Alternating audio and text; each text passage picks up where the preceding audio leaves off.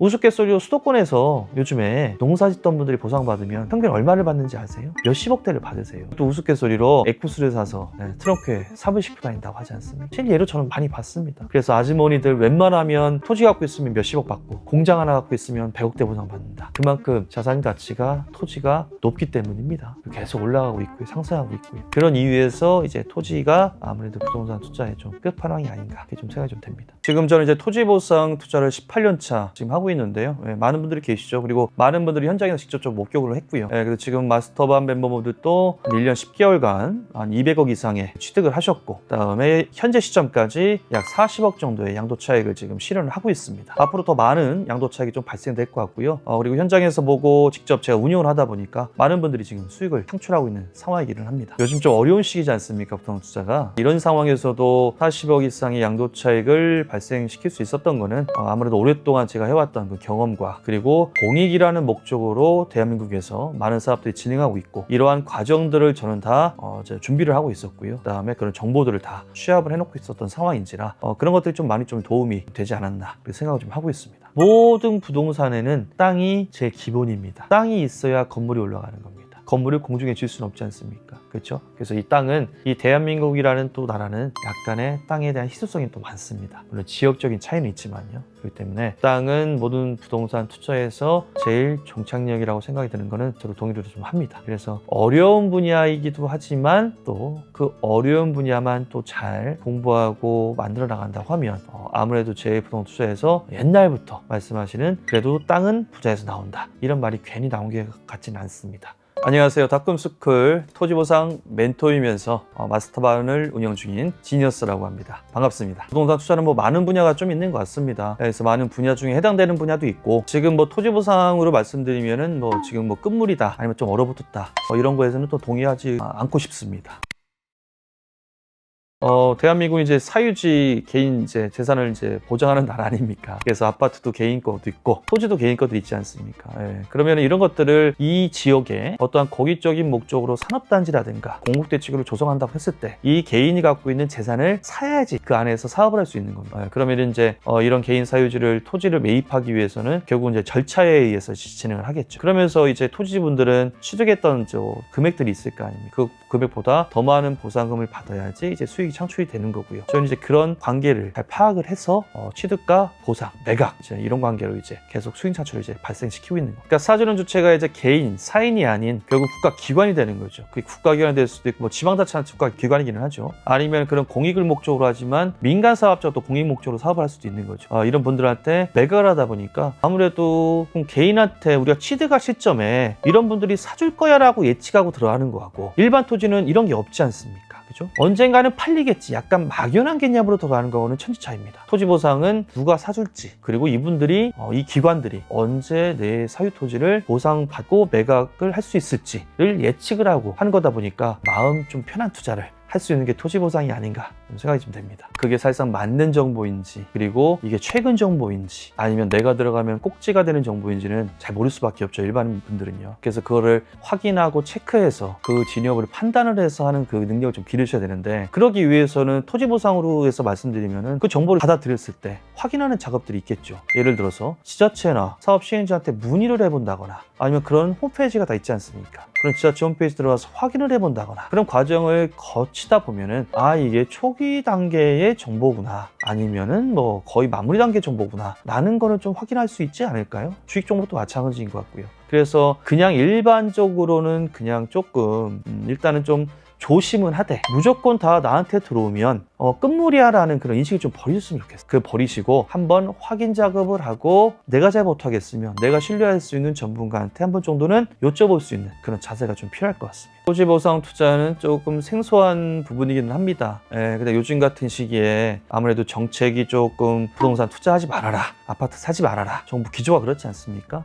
이런 상황에서는 조금 더 부각되고 있는 상황인 것 같기는 합니다. 그리고 오래전부터 이렇게 내려오는 하는 그런 이제 말들이 뭐냐면은 그래도 토지는 모든 부동산 투자의 종착역이다라는 말이 있지 않습니까? 그게 괜히 나온 말이 아닌 것 같기는 합니다. 그래서 토지 보상은 아무래도 개인 사익을 추구하기보다는 공익의 목적으로 개발을 해서 그런 공익적인 목적으로 접근하는 사업들이다 보니까 정부에서도 계속 할 수밖에 없고요. 그리고 산업을 일으켜야지 계속 국가가 또 존입을 하고 그러면서 또 일처리가 창출되고 이러기 때문에 공익의 목적으로 사업을 하기 때문에 국가 정책과는 많이 좀 영향을 안 받습니다. 그래서 이런 부분이 장점인 부분인 거죠. 지금 오랫동안 이제 이 분야를 하다 보니까 뭐 수많은 수백 건의 사례가 있지만요. 그래도 기억나는 사례가 아무래도 최근 거가 좀 많이 있습니다. 뭐 최근에 이제 저희가 남양주 쪽에 3억 3천에 매입을 해서 그다음에 1년도 안 돼서 8억 원에 매각을 한 사례가 있습니다. 이런 것들도 저희가 이제 정보를 다 취합을 하고 있었던 과정 중에 이런 일반 매물건, 내부에 올라온 일반 매물건을 이제 체크를 했었고요. 요건 이제 사업적인 분석과 수입적인 분석을 철저하게 해서 이런 좋은 사례가 이제 좀 나오게 좀 됐었는데요. 그래서 지금 그 아까 남양주 임야 말씀드렸죠. 그거 그냥 맹지의 임야입니다. 네.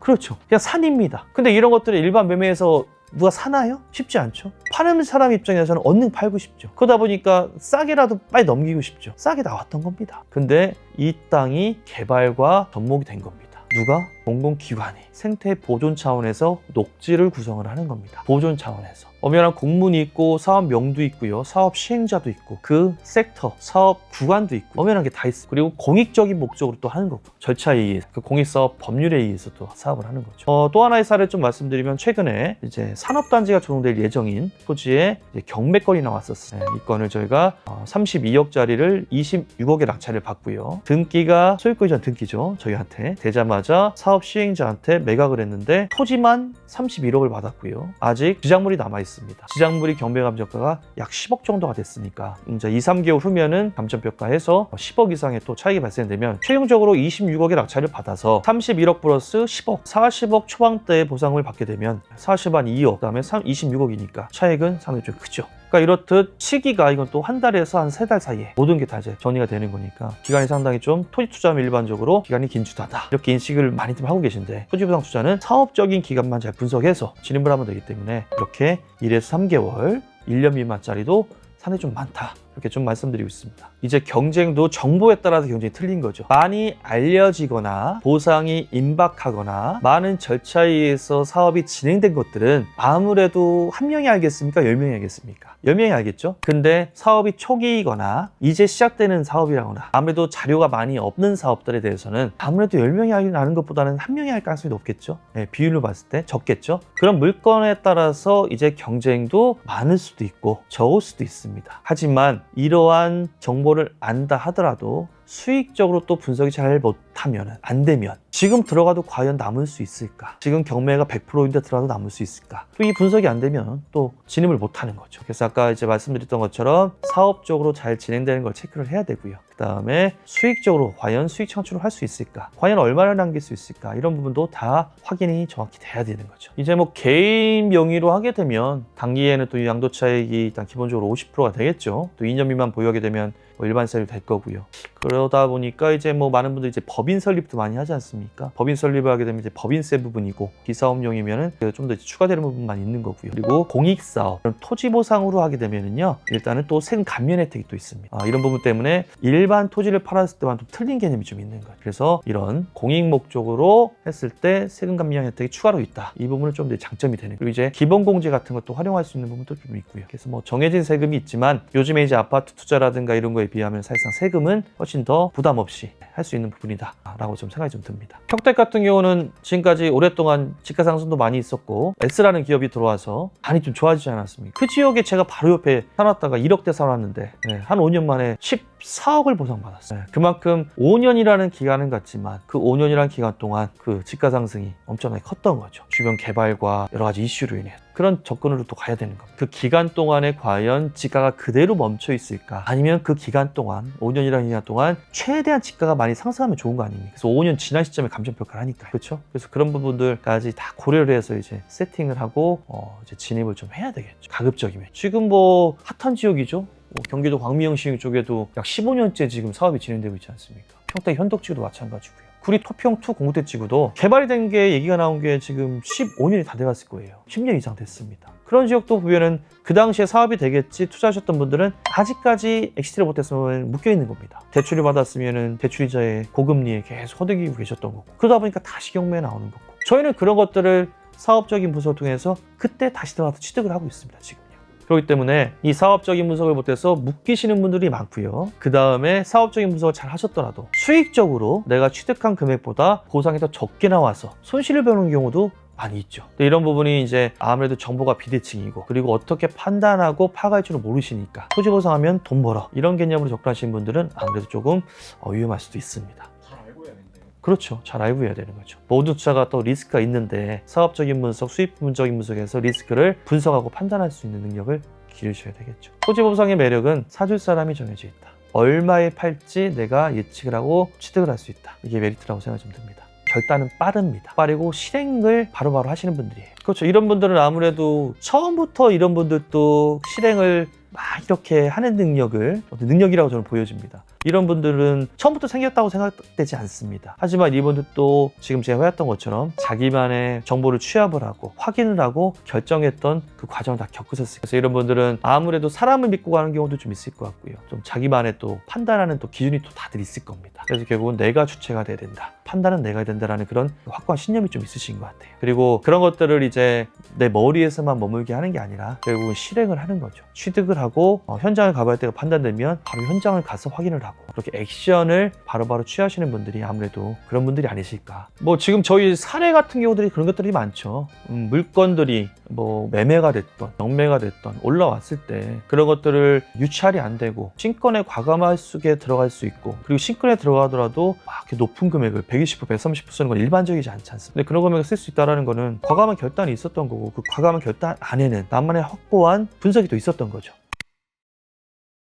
소액은요, 각자 기준이 틀리긴 할 겁니다. 자산 규모에 따라서. 근데 일반적으로 이제 소액이라고 하면 그래도 뭐 몇백만 원, 몇천만 원일 수도 있잖아요. 이런 금액으로 나온 물건을 공부해서 찾고 시작을 하면 되는 겁니다. 예, 누구든지 대부분 다 소액으로 시작하지 않습니까? 그래서 거기서 계속 자산을 증대시켜 나가는 거잖아요. 그렇기 때문에 지금 사이트 들어가서 금액, 내가 가지고 있는 금액선에서 금액 설정할 수 다 있습니다. 1,000만 원부터 2,000만 원짜리의 물건이 뭐가 있는지, 아파트가 있는지, 토지가 있는지 찾아보라고 말씀드리고 싶어요.